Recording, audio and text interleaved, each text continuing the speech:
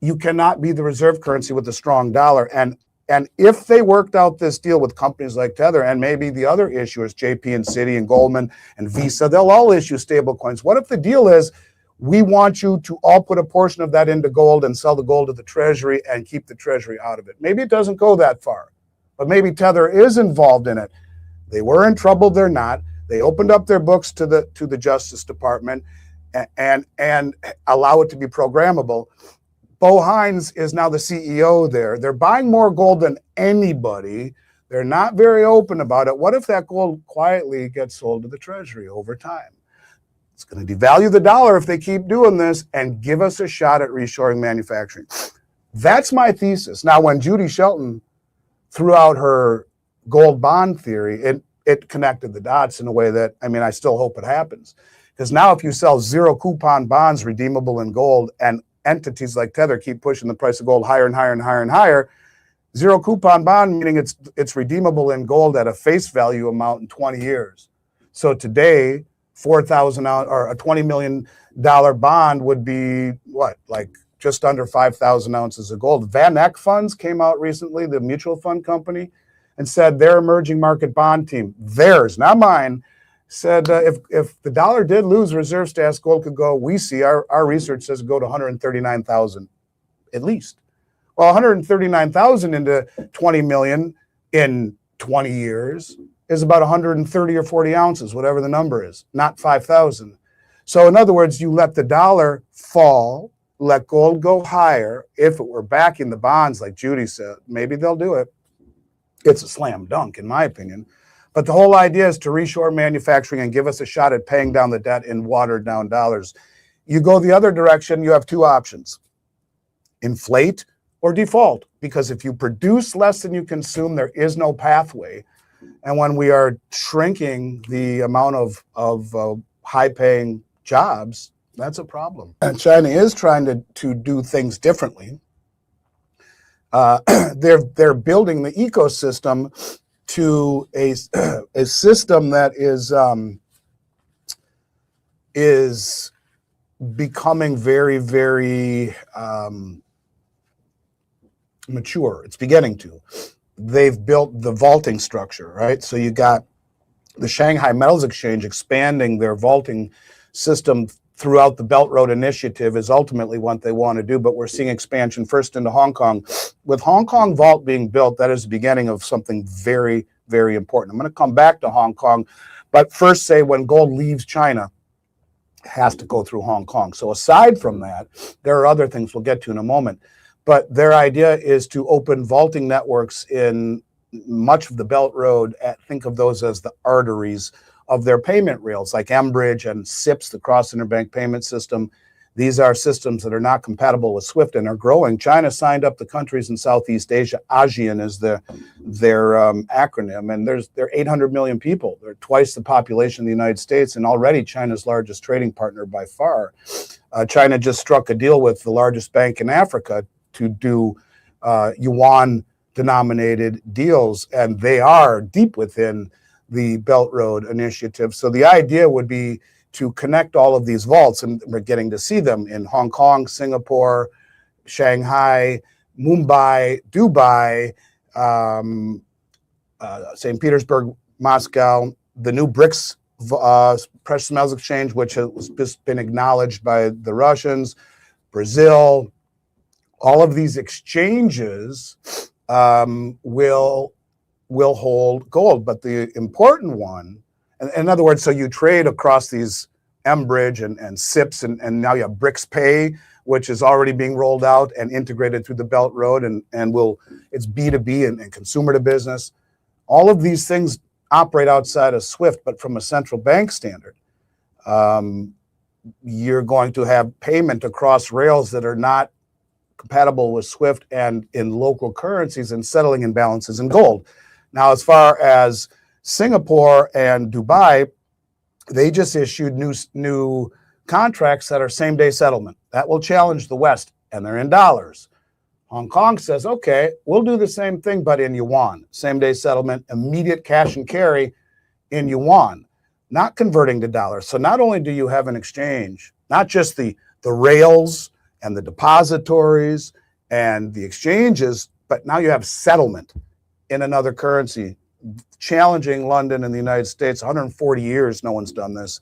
And now you have an exchange that is not just an exchange like it is in Singapore or Dubai, which are same-day settlement, but it's in yuan. So let's play that out. You trade, for example, with United Arab Emirates, who left OPEC, who is a member of BRICS. China says, we want to buy $50 million worth of your oil. We're going to pay you in digital yuan. That digital yuan can be immediately converted into gold right now out of Hong Kong, but the vaults are being built in all of these. There's already a vault in Dubai, but they're going to build an extension of the Shanghai Metals Exchange in Dubai where they can actually pull the metal right out of their backyard or pull it out of Hong Kong and have it delivered.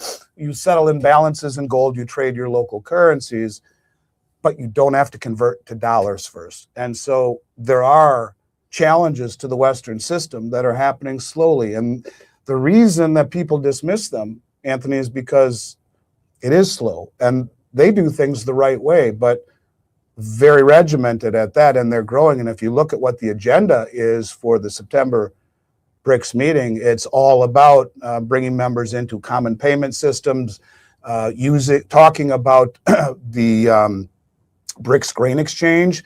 And it's interesting with the grain exchange and then also the metals exchange, the guy that he's an advisor to Putin, he said, we produce and consume as much or more grain as they do in the West, but it's not fair that the price is controlled on COMEX. We have no influence on the price, but with the development of the BRICS grain exchange, that's going to change. Well, the same thing will be true with the metals exchange. The same thing will be true with the Hong Kong exchange. And all of these countries building rails and cooperating slowly together doesn't change everything tomorrow, but all of these things, the settlements, the rails, the exchanges, will begin to have a profound effect over time. So yeah, I think it's something people really should pay close attention to, even at its slow moving, but yet accelerating to some degree pace.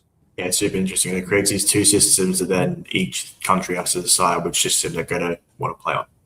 Yeah, I mean, and the central banks, well, they kind of cluing you into this, right? I mean, year to date, they've acquired over almost 400 tons of gold that we know of. Poland being the largest one. I think it's interesting when you see the Bitcoin hack we just saw the other day on the cold wallet, and we see all this stuff. No one has bought more gold over the last couple of years than Poland. And I find it interesting that their lead banker, the head of the Polish National Bank, Adam Glapinski, was asked, why do you guys buy so much gold? This is paraphrasing, Anthony, but if you Google it, you'll see it. His name is Anthony Glapinski, Glapinski. He said something to the extent almost verbatim that the National Bank of Poland buys gold because when someone shuts off the power to the global financial system, a system largely based on electronic accounting records, the central bank must be prepared. And even though we find this to be highly unlikely, it is the job of the central bank to be prepared for even the most unlikely circumstances. And this is a central bank that's bought more gold than anyone in the world for the last 3 years. So, these things are very interesting. But, when you see the World Gold Council say, you guys are buying more gold than ever before, but you're lying about it by a factor of 15. And it's a voluntary admission how much they're buying. But I would just simply say, whether it be on COMEX, which has never happened before, or whether it be the central banks who have been doing it year over year, you have the most well-informed, forget about everything else, forget about the most well-financed. You got the most well-informed people in the world standing for delivery all over the place. And whether it be the central banks, the commercial banks, or Tether, which is tied into the Treasury, you got all these big money. And when is it happening? It's happening as the price got its teeth kicked in over the past 6 months. So the big money uses price as a tool to misdirect everyone. China imported more silver the first 3 months of this year as the price got eviscerated than in the history of the country. In February, we saw, like I said, the largest February delivery of gold ever on COMEX, or pretty damn close to it, as the price got eviscerated. Someone stood for delivery for 26 million ounces of silver in February on COMEX, but 39 million ounces, 3 million pounds nearly, drove away.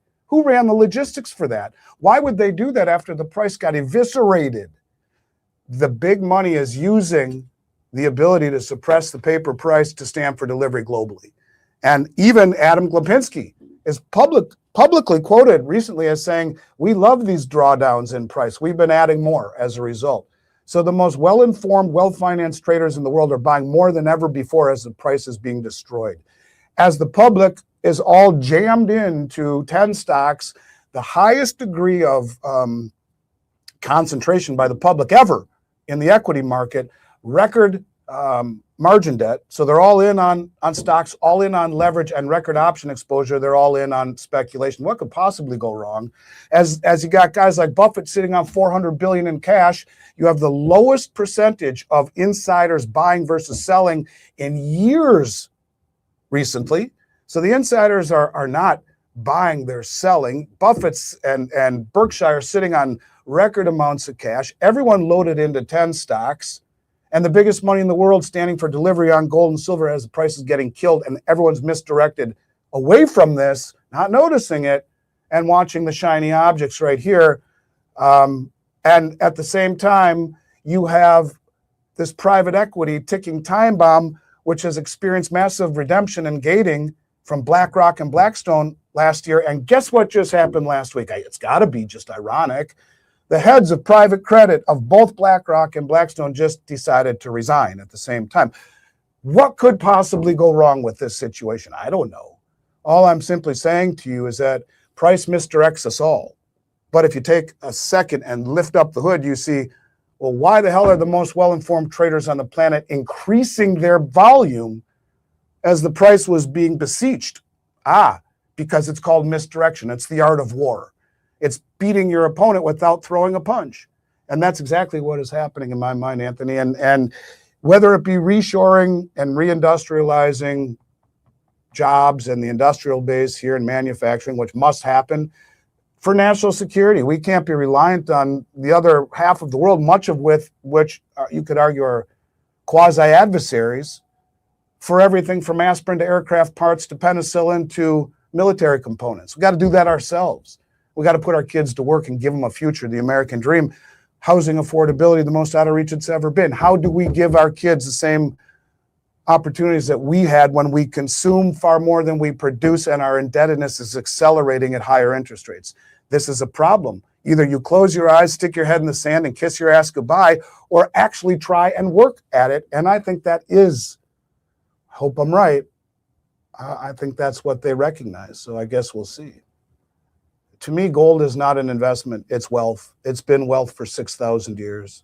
Through every pandemic, 2 world wars, German hyperinflation, the Great Depression. And here we are, 6,000 years after gold and silver cumulatively were mentioned over 700 times in the Bible, and the most well-informed traders on the planet quietly are showing you that history doesn't always repeat, but sure as hell rhymes. And we are moving back to an environment where gold and silver are worth more than the currencies that price them. And if I had a gun to my head, I would say gold in particular is being rewoven to some degree into the global monetary system because it is an asset that maintains value with no counterparty risk. There's no, it's one of the only assets in the world that is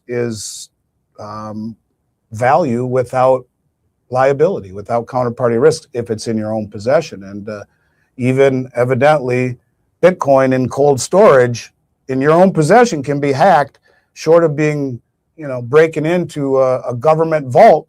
These governments understand that we hold it ourselves. It's probably the best way to underpin a new monetary system, to inspire confidence. And it will probably be something of a marriage between the transparency that blockchain offers and the immutability that gold offers, but because the old system has proven that it's breaking. And I think that's what's happening quietly under the surface. It's not about return on your investment, which is always nice. It's more about return of it. And I think that's what this is all about. So I'd love to talk with people about what they see as deficiencies in this argument. But I'll simply say this: where we are now, if we don't find a way to produce more than we consume, then how the hell do you get out of an indebtedness when our tax receipts are a fraction of our spending?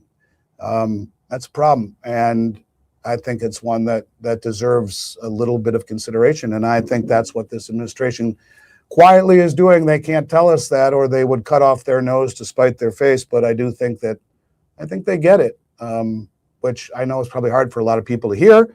Some people don't like the direction that our foreign policy has taken this country, and I understand that. But I do think if this is indeed what he's focusing on, he'll go down as someone who pulled us out of a steep nosedive. Because at some point we got to look our kids in the face and say, you too can have the American dream. And I just hope that indeed I'm right on this. And if I'm not, well, we all got bigger problems to face.